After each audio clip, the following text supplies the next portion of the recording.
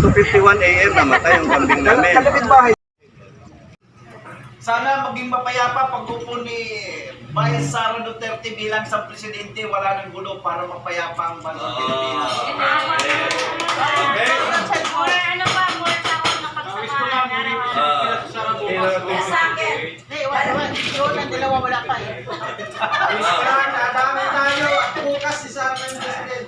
Wala ko yan. Ito pa. Wala ko kumanon. Oo. Sino na? Ito pa.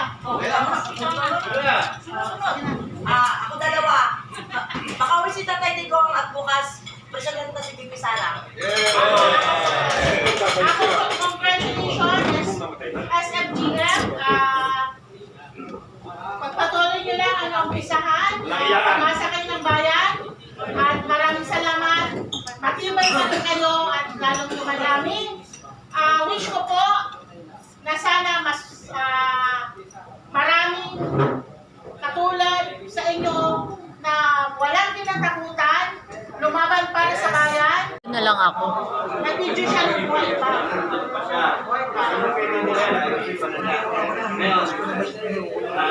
Malalaman naman natin yan kasi kahit sabihin mo nagsalita ka sa passion patay na siya.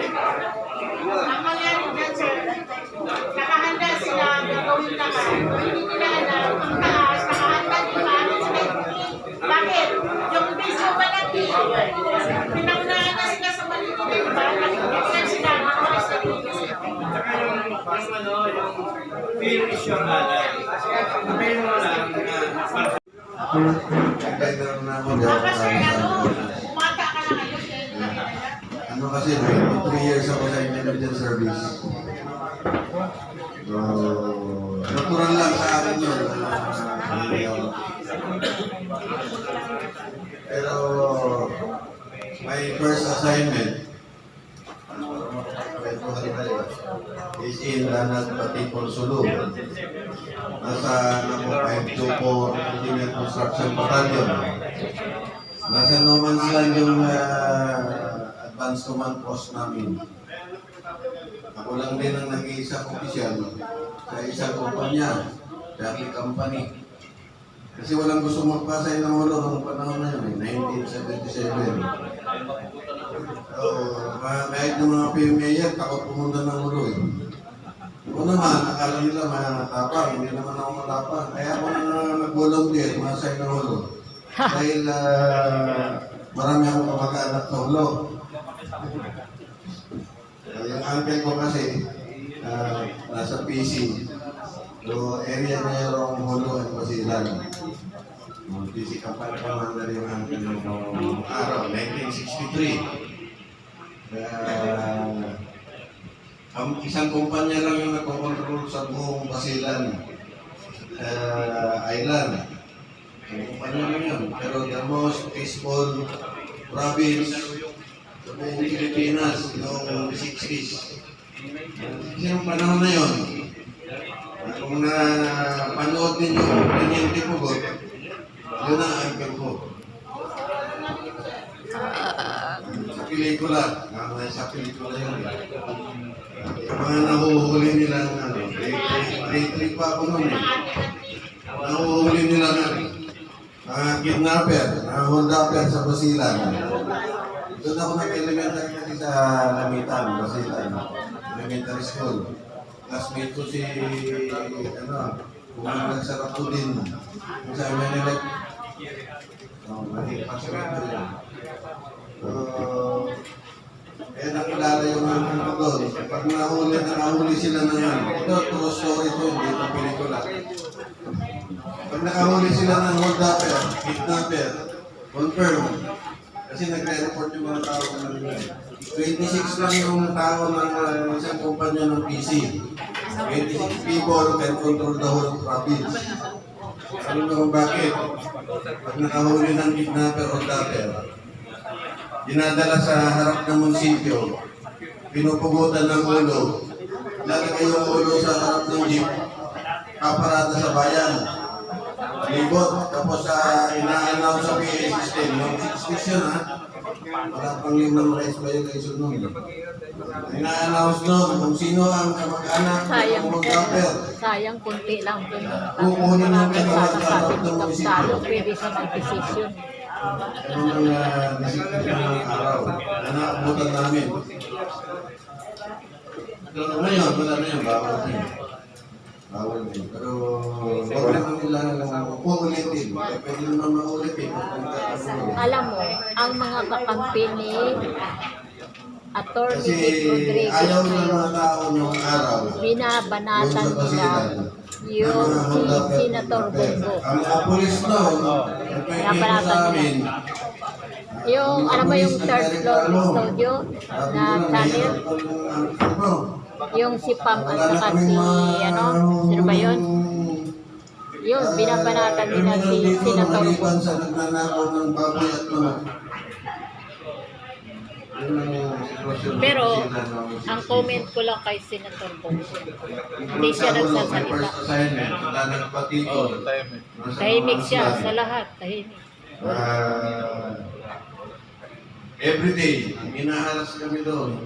Kasi yung infantry na nagsisecure sa project namin, infrastructure project, ano yun, asphalting ng pitokang manok na dalag.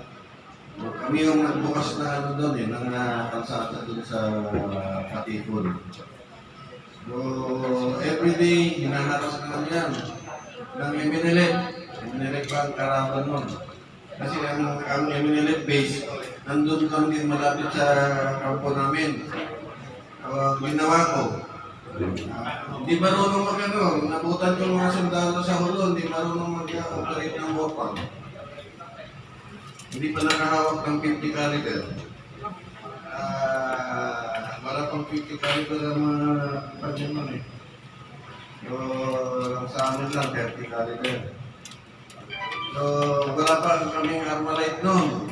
Garan ang ginagamit ng mga sundalo nun sa 60. Kaya sa 27 na, garan pa rin.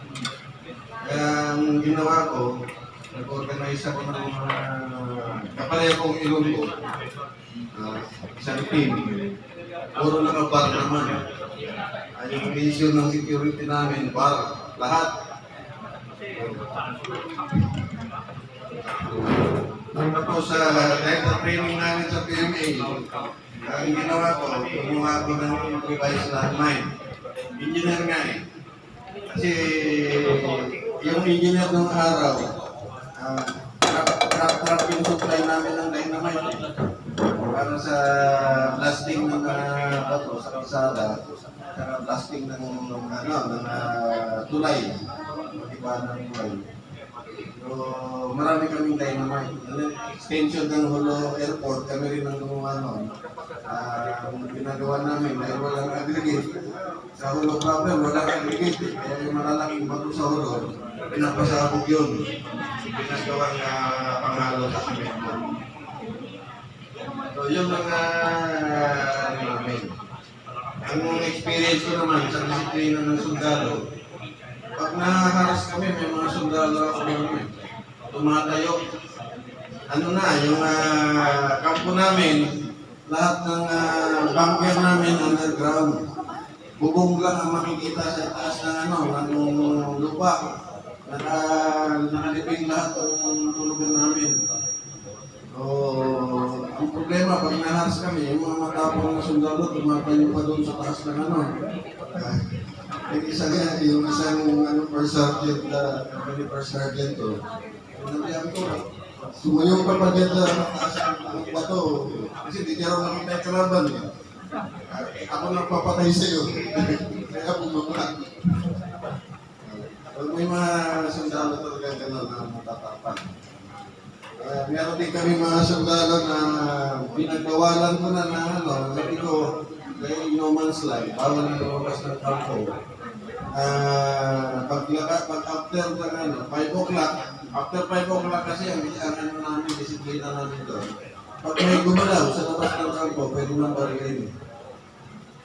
Hayop man o tao, basta gumalaw sa labas ng kampo, pwede nang barikin. No man's land eh.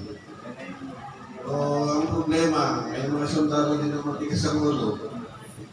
Naghanap ng gulay sa labas ng kampo. Pako, dahil sa pako. Ang problema nila, naggugulay sila sa labas.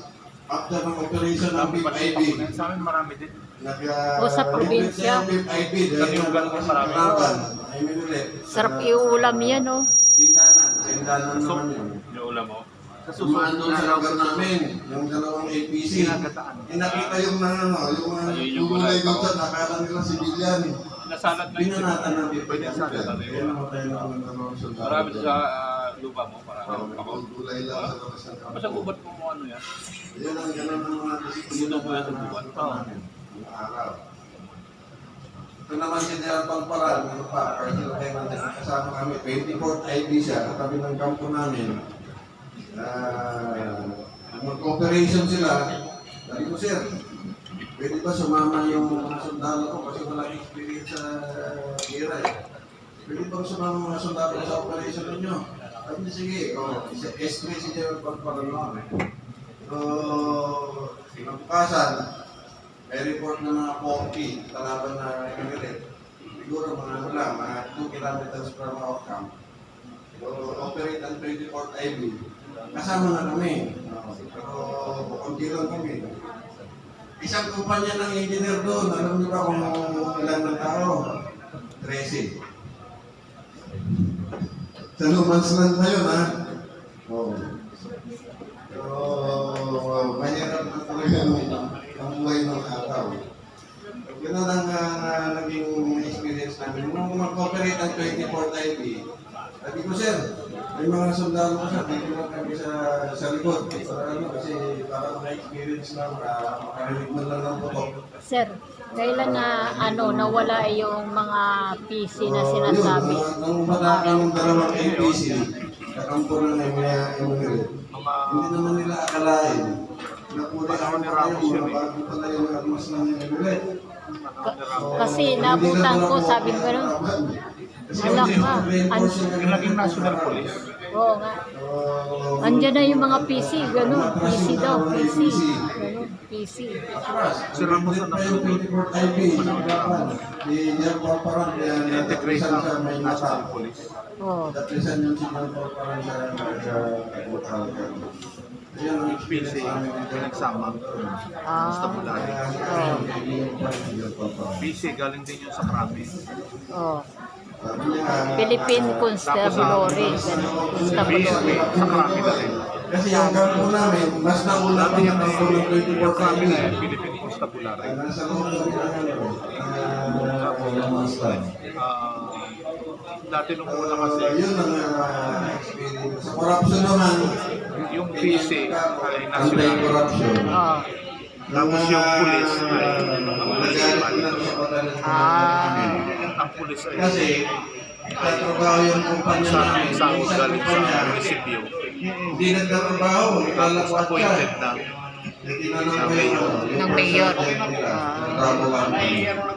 Tapos yung PC ay bakit hindi kayo national. So, lahat din ng probinsya may Philippine Sir, sira yung chainsaw. So, ang ginawa nila, Kasi yung pinag-isa chainsaw nila. ginagamit pagputol ng puno sa tabi ng kalsada. Yan na lang yung krami. Diyan. Sira yung chainsaw. Ah. Paano naging sira yun? Kaya ako ang bumili ng chainsaw. Philippine Ito yun. Oo. Yung ginawa ko sa first sergeant. INP, First, kunin mo yung integrated national police dati. armalite. Oo. INP o tawag. Inubos na yung Ay, sorry. armalite doon sa pinong. Okay na po. Wala na po senior dito. Meron pa ako, Ami Makato. Ami Makato. Tapos sabi ko sa ayan, sabi mo sa company commander ninyo, sira na yung chainsaw. Kaya hindi kayo makapagtrabaho. Ami. Ang nag-imbestiga sa akin doon, si CDP. Ito to yan. Salamat. Okay. Kuha na lang po. Tinawagan ako ni Kunin ko yung picture. There is Lieutenant Simoy. I-respect ko sa CDP. Ako, sa mga na to, pagkarinig ko, nagwala ka raw doon sa batalyon. Sir, ganito ang istorya. Sinabi ko sa kanya. Don't you know that you can be discharged? Okay na. Picture po tayo pa ang ID mo. Very good, sabi niya. Yung ba? Pinadala ko na kayo yung pangalan mo. Ganun ang experience ko sa PIN. Pero sa final ba yun? Identificahan tayo. Deputy Camp Commander naman ako sa HP. Si Karas. Si Karas. Ano na ako, senior na ako. Si Karen pala. Si Katrina. Nagtataka yung mga infantry officers. Yung hindi cluster, ano yan eh. Cluster meeting, cluster meeting ng army. Di ba nagpunta tayo sa bahay nila kanina sa ano? I always Di ba pag-uwi? Kinabukasan pumunta ako ulit doon. Binigyan niya ako ng 5 kilong bigas at saka corn beef at saka yung 555 flakes, sardines. Yun. Kinuha ko. Ang bigat. Biro mo, nilakad ko lang doon sa gate. Sana kinuha mo yung amin. Meron din kami noon. Sana kinuha mo, di ba? Hindi ko na naisip yun. Kasi marami. Oh. Ay, meron pa yun. Sabihin mo sa Bakit? kanya. Pag uwi ko mamaya, itanong ko. Di ba malakas ka doon? Tapos biro mo, nilakad ko lang galing doon sa may... Kapit lang naman yun eh. Di, nilakad ko lang, ang layo. Yung pala may tricycle pala doon. Papunta sa gate ng ano na Sino ba sa senior officers ng Amba Army Housing. ang 128 instructors? layo. Oh, ano, nakuha naman ka? Buhay pa nga. Gusto mo naman. Ay, hindi ko. Nakuha naman lang. Ating kasi. Hindi, kasi sa isang ng araw, Andito na. ang ginagawa, ano po kaya rin engineer, ang ginagawa ng isang ng araw, kami naghahanap ng NPA kalaban. So, naghahayahan sa National ID ka rin? 111 Ha? former Ba't wala ka, sir? Hindi ka pinag-apply? Ito mga aspire unit members, pag sinabi nyo na patayin ng tao, Kuha mo siya. kahit na nag-iisa lang yan, kaya nyo patayin ng Postal ID. kalaban. Meron yan sa mga ano, sa mga mall. Meron yata yan. Di ba, ang gusto nyo naman, ang experience ko. So, siguro, Ako kompleto ako eh. National ID, senior ID, postal ID, mayroon ako. Kuha ko ngayon ako postal ID. Mahal ang bayad sa amin ng postal, 650. bawal sa amin yun ang merong Kung pala wala yan, Oh. bumalik eh, 600 sa bayan. Yun nga. 300 na yan, 200 eh. Gago. Hindi, ang huli 500. 500 nga, 600 ano na. Nung araw, bawal pa yun. So, ang DSS ko is... Hindi, pag hindi ano, pag hindi mabilis, 500 na mahigit. Pag yung rush mo, 600 oh. ano sabi ng babae? Ay, oh, pinaras ko nga pala, pinaras ko eh. Kaya gano'n. Oo, 600. Yung commander ng Ilaga, ang nag-train, ay Ilaga, sa Cotabato, tatay ko, sundalo rin kasi yung tatay ko. Retired ka lang din ng tatay. Kaya lang hindi rin siya kilala sa AFP. Ayaw na ayaw niya magpasay ng Manila. Kaya Nangyari sa kapatid mo na ano? Sino nakakain na kayo ng patak ng Mga tao? ano niya, naging military din. Di ba? Military. huwag niyong subukan na. Kwento niya. Yun na. Ata niya, nilalang ko na. Si General. Dahil sa mga Ilaga, pag pinasama mo, susubukan ka naman. Kung hindi ka kaya yung utak mo, Pwede 24 hours na yung yung utak sa tuhod mo lang. Pareho naman yung Pero sinasabi Sino ni yan? President, You know, ni Pwede nga ilawin eh. Sino yung nag-post? Pero alam mo, in fairness, SMNI. Ito. kumain Sino lang to? ito na ba? Anak pala din ng May signal ka? Akala mo ng signal. May signal ka? Ha? May signal ka?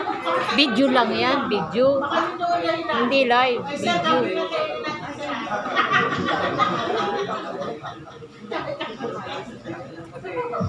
may na-interview ako kasi babae sa Tayo naman kasi ng product, sila ang intelligence ng araw.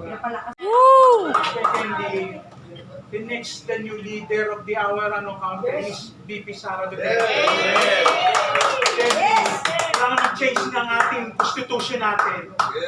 Lastly, magkaisa tayong lahat. Tama.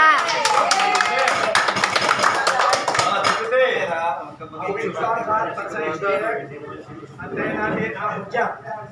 Dahil yan ang ating karapatan natin bilang sovereign Filipino people to govern our own government.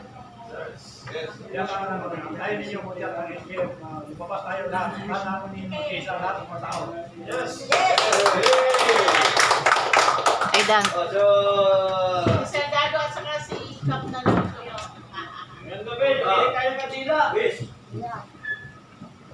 Sana tayong mga SFUF buklod tayo tumindig para isalba natin dahil ang Pilipinas nasa ICU. Gawin natin Hindi si BBM pala nasa ICU, tayo pala. Tayo na sa ICU. kailangan maging maayos na ang bansang Pilipinas. Hindi nga pandemic kayo, pero pinapatay tayo sa Facebook. Ay ako, si BP Sara, maayos ang ating konstitusyon, managot ang dapat managot. Ako, ang wish ko. Sir, isama ko yung kita. Balik tayo, sir. Kasama eh. Ay, tama. Ibigay yung lahat ng Pwede bang corruption, balik ka sir. rin? Hindi, tama po. Tama. Sir, isama ko wish yung bitay. Yung, Bitayin yung mga corruption. ang wish ko sana, lahat ng wish nila magkatotoo.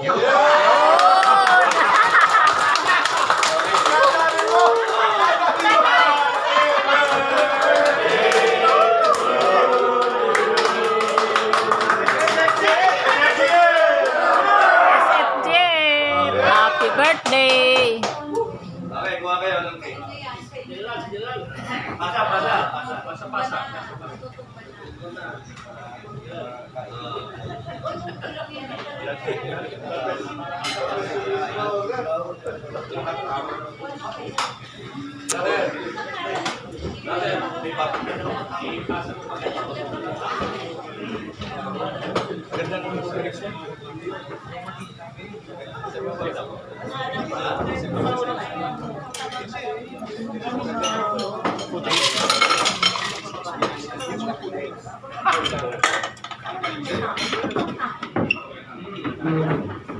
May tubig pa yan, sir. Wala na?